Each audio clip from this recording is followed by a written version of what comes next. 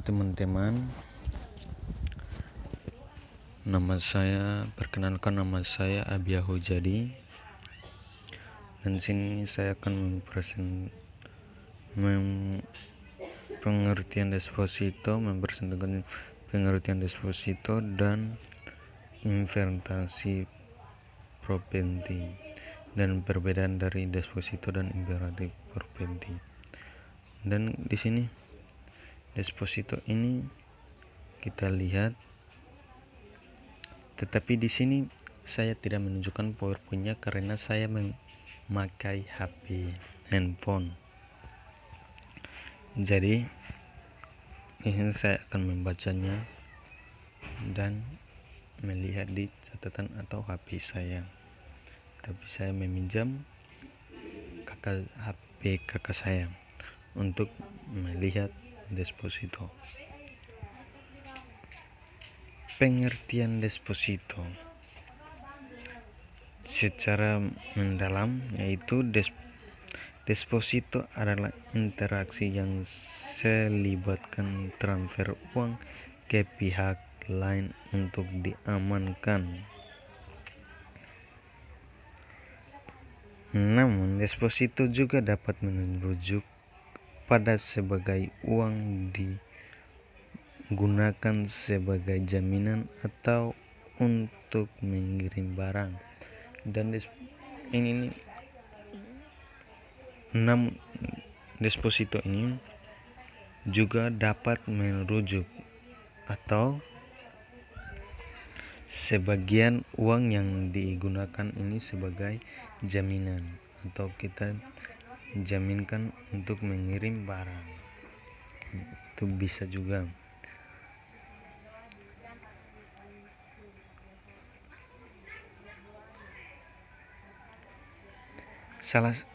Di sini salah satu jenis di deposito yaitu transfer dana ke pihak lain untuk diamankan itu dengan kata lain itu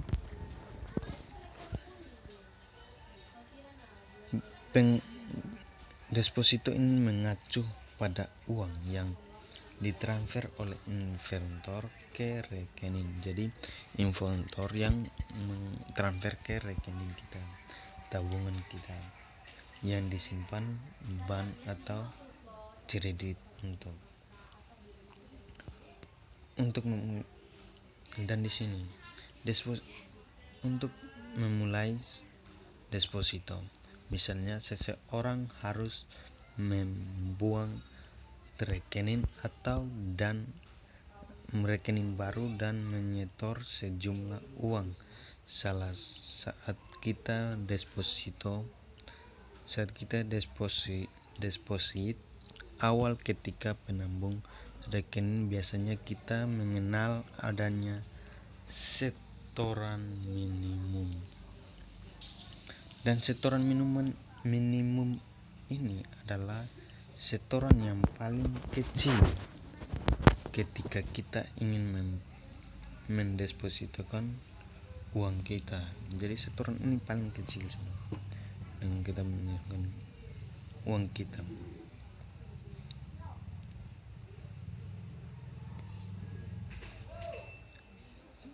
Ketika kita deposit uang sebesar yang memenuhi syarat sebagai setoran transportasi, berarti dana segera tersedia dan liquid tanpa ada penundaan di dalam rekening,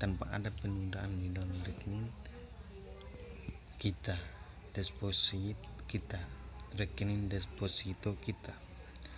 Dan jenis deposito, misalnya kita mau deposito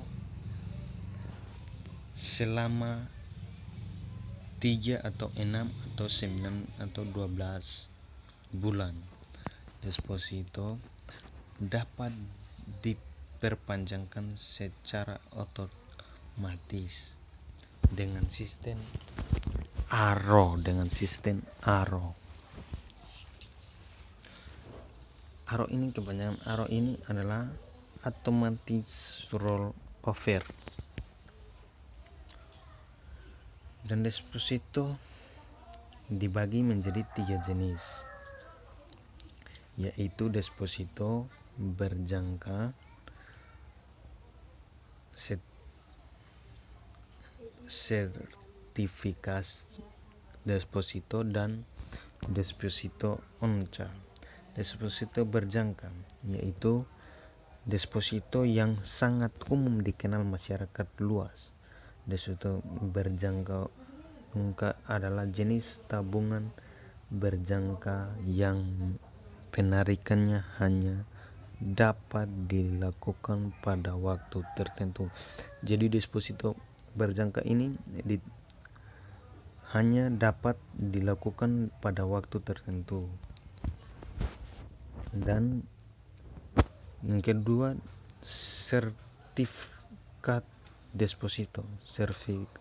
Sertifikat deposito merupakan sertifikat deposito ini yang tidak mengacu pada nama seseorang atau lembaga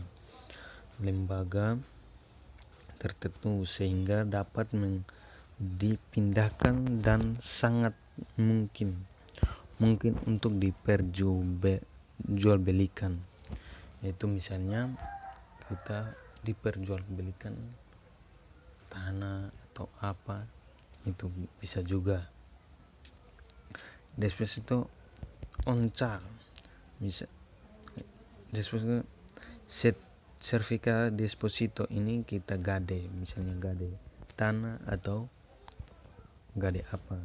Kalau deposito oncal yaitu hubungan berjangka dengan waktu. Ini juga dengan waktu juga, menyimpan yang relatif singkat, minimal 7 hari dan paling lama hanya kurang dari 1 bulan. Deposito ini dikhususkan dalam jumlah yang besar. Dan di sini untuk mendapatkan bunga yang cukup besar, keuntungan deposito yaitu mendapatkan bunga yang besar dibandingkan dengan kita menabung biasa. Pihak bank akan menentukan bunga dari uang kita per bulan, per triwulan, atau per tahun, tergantung lama kita mendeposit. Jadi di sini kalau biasanya kita menabung di tempat biasa kan tidak aman, dan di sini deposito ini dikhususnya dalam jumlah yang besar, jumlah apa?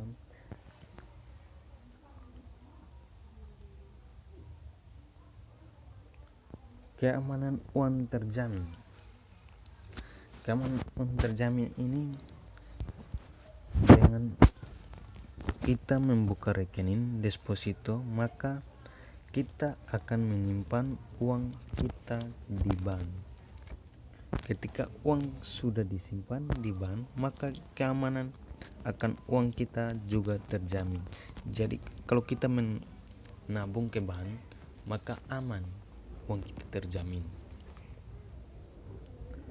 Berbeda dengan ketika kita menyimpan uang di rumah. Dan di sini menabung ke bank ini berbeda dengan menyimpan uang di rumah. Kita menyimpan uang di rumah, dan kalau uang di rumah berarti bisa-bisanya hilang. Kalau di bank berarti aman,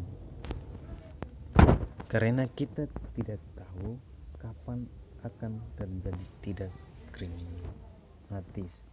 Risiko sangat kecil.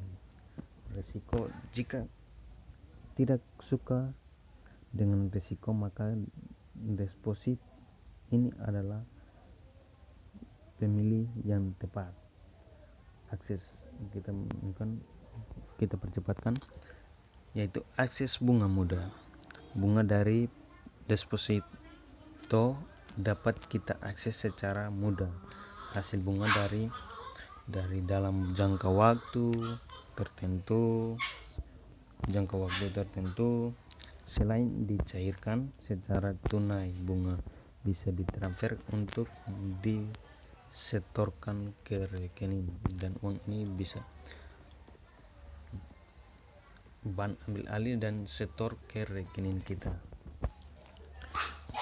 Dan namun jika kita ingin menginvestasikan yang lama, maka dengan sistem otomatis roll over, dan kita menyimpan dengan lama berarti kita menyimpan itu. Salah satu interaksi yang digunakan yaitu interaksi uang yang paling menguntungkan adalah dengan deposito. Dan deposito ini kita menguntungkan, salah satu untung. Dan kelemahan deposito, keuntungan kecil yaitu keuntungan kecil. Walaupun sudah mendapatkan bunga yang cukup besar dan di bank, namun deposito ini masih memiliki keuntungan yang kecil dibandingkan dengan produk interaksi lain. Misalnya saja kita depositokan 100 juta, kita hanya mendapatkan bunga 5-6% saja. Misalnya kita depositokan 100%, 100 juta, jika hanya mendapatkan bunga 5-6%, sehingga dari modal deposito uang 100 juta kita hanya bisa memperoleh lama sebesar 2 jutaan. Itu pun sebelum dipotong pajak. Itu 2 juta ini belum dipotong pajak dan biaya administrasi lainnya. Berbeda dengan interaksi saham yang mana kita interaksi terkaitan inflasi, yaitu hal disebabkan karena hanya bahan pokok yang hari semakin meningkat, sehingga ketika deposit hari 100 juta, maka nilai uang 100 juta pada 2 tahun yang akan datang tidak akan sama dengan sekarang. Jadi 100 juta yang kita tabung 2 tahun yang akan datang tidak akan sama dengan sekarang. Kita tabung dengan tahun lalu, 2 tahun kemudian kita mengambil tidak sama dengan sekarang. Ini yang menjadi kelemahan ketika ingin melakukan deposito. Dikenai banyak pajak. Deposito ini termukan dalam pajak menghasilkan PPh. Ada biaya penalti. Selain pajak, ada juga yang namanya biaya penalti. Biaya penalti ini dikenakan jika kita menarik deposito sebelum tanggal jatuh tempo. Nilai interaksi ini nilai interaksi tidak bertahan. Ketika kita mementuhkan untuk mendepositokan uang, maka kita akan cara apapun yang bisa meningkatkan nilai dari investasi kita. Perbedaan deposito dengan tabungan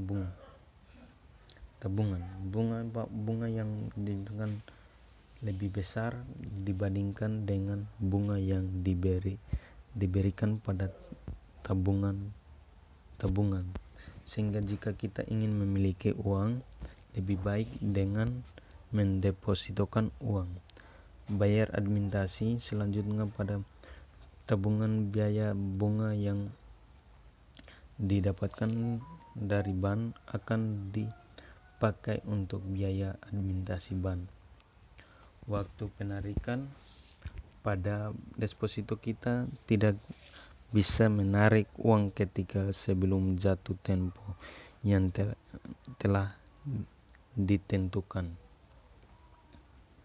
sebelumnya. Jenis produk, jika dilihat dari segi produk, layanan deposito merupakan jenis produk. Interaksi adanya akan tabungan merupakan simpanan biasa. Tentu jika interaksi perlu jangka waktu tertentu, baru uang kita bisa diambil.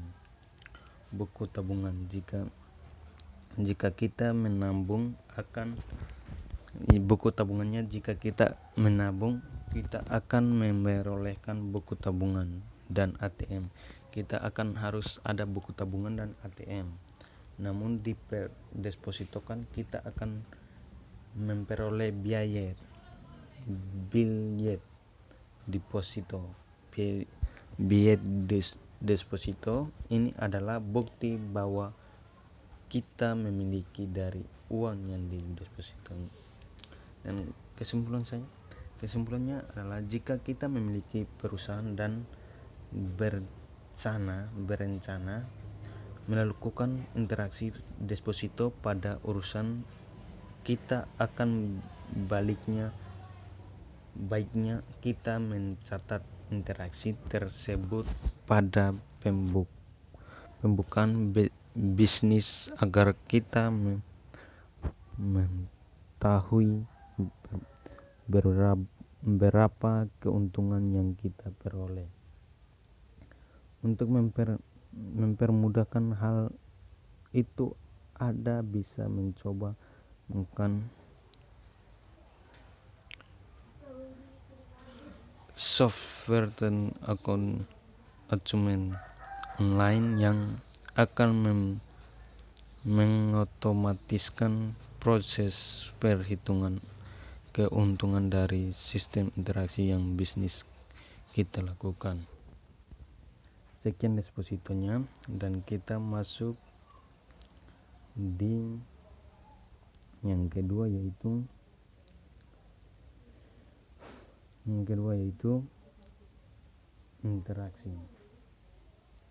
intervasi properti. Apa saja jenisnya dan gimana, dan apa itu investasi? Secara garis besar, investasi adalah kegiatan menambahkan dana dan satu atau lebih dari satu jenis aset selama periode tertentu. Dan kalau kita perbedaan dari deposito dan investasi, yaitu investasi ini dia menyangkut dengan periode, kalau tadi dia menyangkut dengan per bulan.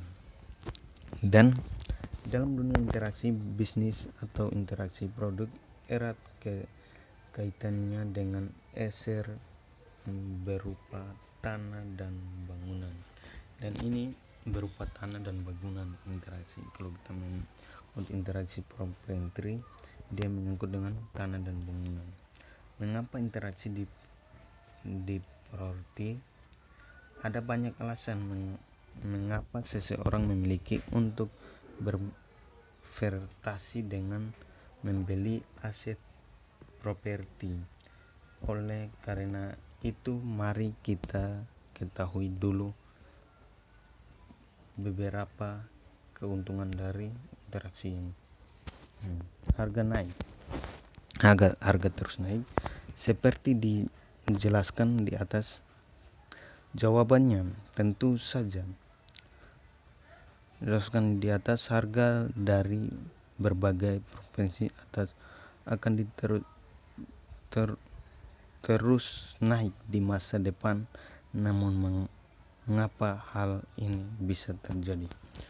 Jawabannya tentu saja karena angka pertumbuhan pendudukan penduduk masih bisa bertahan. Oleh karena itu, pemerintah akan tempat tinggal juga akan meningkat di masa depan. Sementara itu,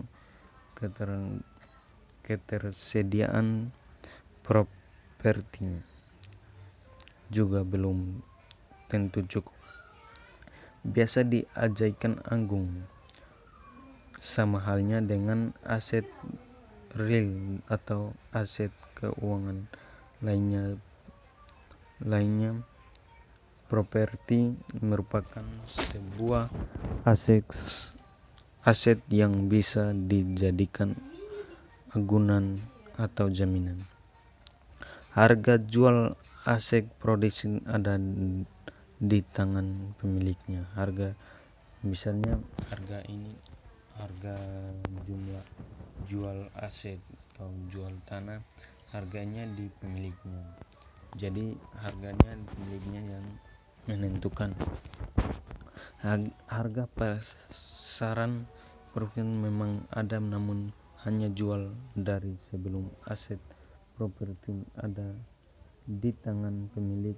Jika pemilik ini ingin cepat lalu, maka mereka bisa saja menjualnya di bawah harga pasaran. Dan di sini misalnya kita mau jual rumah atau tanah, dan sebesar harga yang total kita mau jual 1,5 miliar, maka orangnya gak bisa beli. Maka kita bisa, kalau bilang percepat untuk mendapat uang, maka kita kurangi menjadi 100 juta atau 200 juta, bisa saja. Jadi kalau bilang menyangkut dengan investasi, berarti begitu keuangannya. Dan berguna untuk kesejahteraan anak cucu, dan ini juga menggunakan kepada anak cucu, berguna untuk kesejahteraan anak cucu.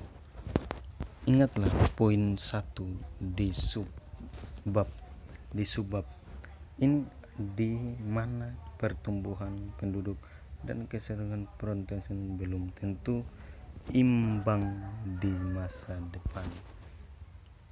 Anak cucu ini belum sampai imbang di masa depan kita. Jadi resiko interaksi properti, investasi properti, semua interaksi tertentu mengandung resiko. Begitu pula dengan interaksi properti. Risiko dari interaksi ini diartikan pula sebagai sebelumnya kekurangan yang harus kita yaitu pertama, tidak equity. Seperti yang sudah dijelaskan sebelumnya, interaksi ini memang berbentuk aset nyata, akan tetapi sifatnya tetap equity, seperti logam mulia yang bisa langsung dijual. Bentuk waktu yang tidak sebentar untuk bisa menjual properti dengan harga yang baik. Itulah sebabnya menggunakan interaksi ini lebih disarankan untuk jangka panjang saja dalam memiliki instrumen interaksi jangka investor. Memang jika lebih fleksibel, akses properti harga mahal, walaupun aset ini bisa dikreatir tanpa saja harga properti sangatlah mahal, paling tidak ratusan juta hingga miliar rupiah. Biaya investasi properti cukup tinggi. Biaya interaksi dari pemiliknya merupakan juga tidak murah. Harga jumlah tertentu dengan lokasi. Harga jual dari sebuah profesi di masa depan akan digolongkan menjadi dua, yaitu tanah dan bangunan. Namun kalau biasa tanah dan bangunan, harga jual tersebut potensi di wilayah rawan bencana tentu lebih murah bahkan yang ditempatkan aman. Jenis interaksi profesi modal kecil harga, yaitu secara garis besar memiliki akses properti digolongkan menjadi dua, yaitu tanah dan bangunan. Interaksi ini gak selalu harus dimulai dengan uang yang cukup besar. Mari kita simak dengan deretan interaksi properti yang digunakan di masa depan. Properti Eigenkaufverwaltung adalah metode investasi properti dengan cara pengumpulan dana kolektif aliran peruang. Bagaimana cara kerjanya? Jadi misalnya harga properti yang kamu mau adalah 2 miliar, sedangkan kamu cuma memiliki uang sebesar Rp 20 juta rupiah. Nah, kamu bisa ikutkan skema pembelian properti dengan memiliki 1% atau dari nilai properti tadi. Seperti apa maksimum sebenarnya skema interaksi properti kolektif itu udah marak banget diaplikasikan di luar negeri dengan manfaatnya jaringan internet. Indonesia pun enggak mau ketinggalan. Sudah ada beberapa startup yang menyediakan layanan ini, hanya saja mereka belum. Saham properti. Sahamnya kamu tentu udah gak asing lagi dengan interaksi saham. Hanya saja yang kamu beli adalah perusahaan pengembang properti. Bagaimana cara kerjanya?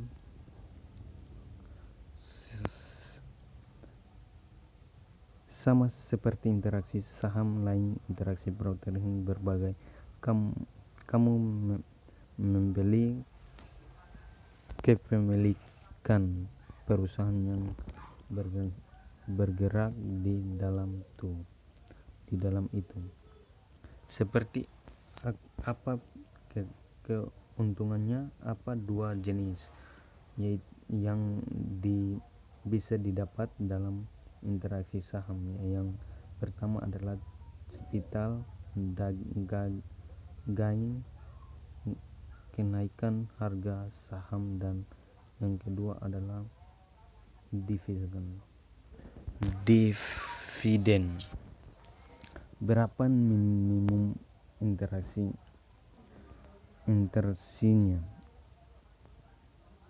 Investasi minimal dalam saham adalah 1 lot atau setara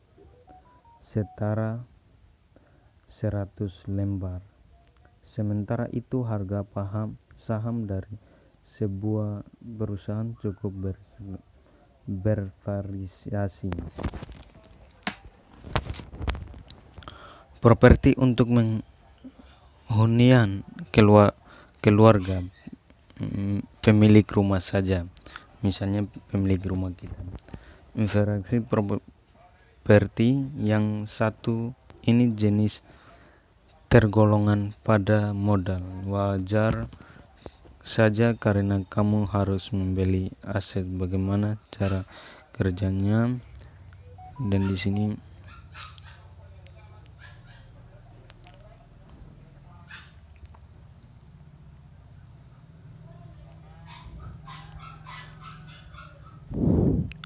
pikiran dua kali. Di sini kita perhatikan pikiran dua ketika ingin minimal dana. Kita menikmati pikiran kali ketika ingin meminjam dana. Aset properti memang bisa dibeli dengan cara kredit jika dana kita sebelum terkumpul, namun di sisi lain kredit tentu akan menambah porsi atau kita. Dan demikian video yang saya buat, dan di sini cukup panjang, tetapi penjelasannya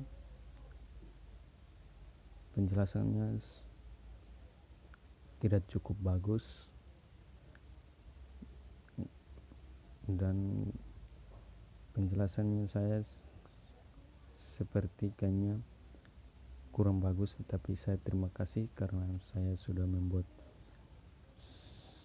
video dari matematika peminatan, dan sedikit ini biarpun tidak bermanfaat bagi kalian atau bermanfaat bisa saja. Dan demikian video ini, saya mengucapkan terima kasih. Shalom.